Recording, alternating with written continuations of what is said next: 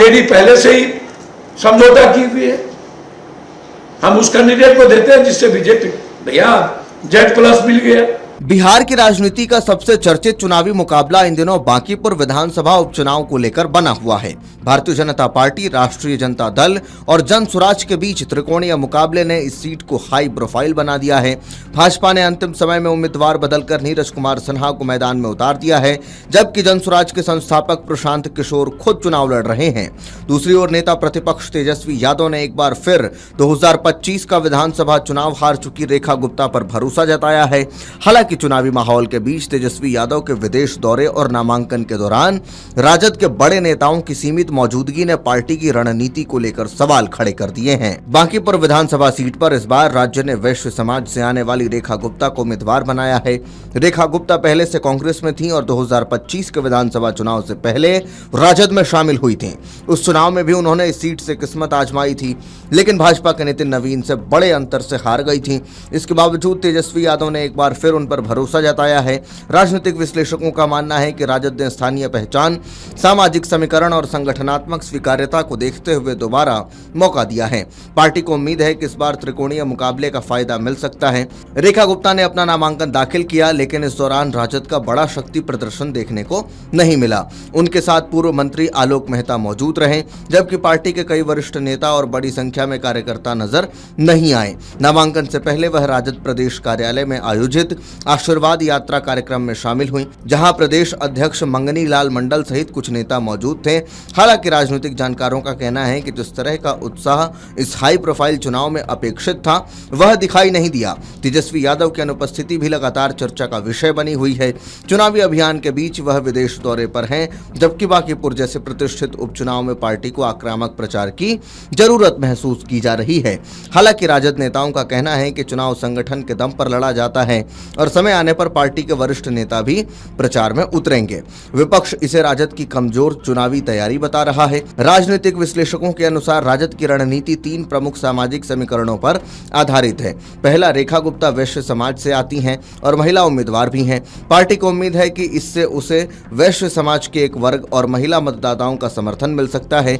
हालांकि इस रणनीति पर सवाल भी उठ रहे हैं। कांग्रेस सांसद पप्पू यादव पहले ही कह चुके हैं कि वैश्य समाज का पारंपरिक झुकाव राजद की ओर नहीं रहा है।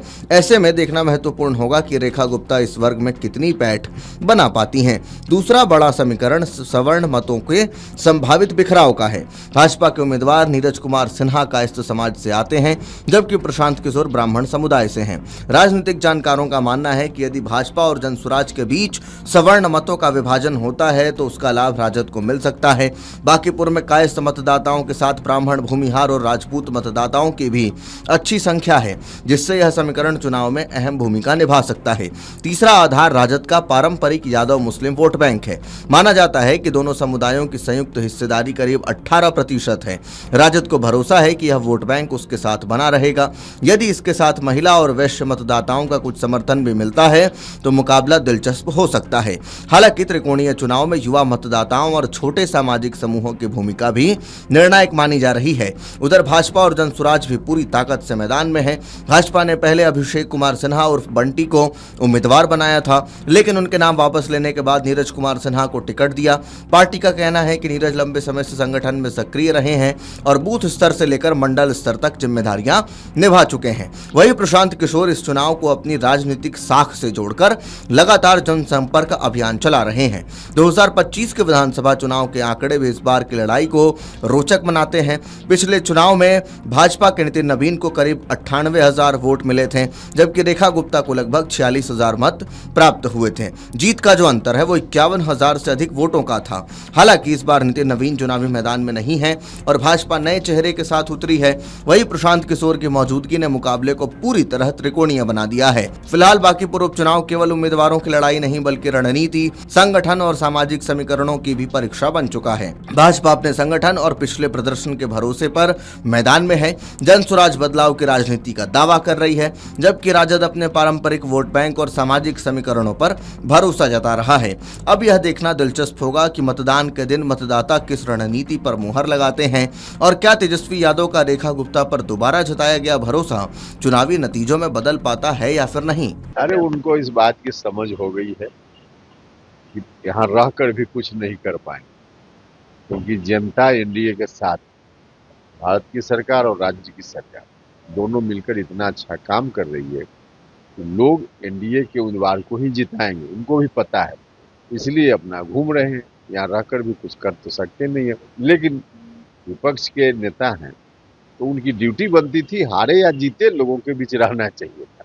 अब इस ड्यूटी का निर्वहन भी नहीं कर रहे हैं तो फिर देख ही रहे। प्रशांत किशोर सर दावा कर रहे हैं काफी पूरे। दावा कौन क्या करता है उसमें हमारा कुछ नहीं करना है, लेकिन जनता जब एनडीए के साथ है तो जीत एनडीए की। योगी आदित्यनाथ जी ने कहा है कि राम मंदिर में पहले चंदा चोरी समाजवादी पार्टी में होता था, उसको छुपाया जाता था, ऐसा बयान। अब उस बयान को हमने नहीं देखा है, इसलिए उस पर क्या टिप्पणी। सर, पंजाब में कांग्रेस के नेताओं में सर अंदरूनी कलह सामने देखने को मिल रहा है।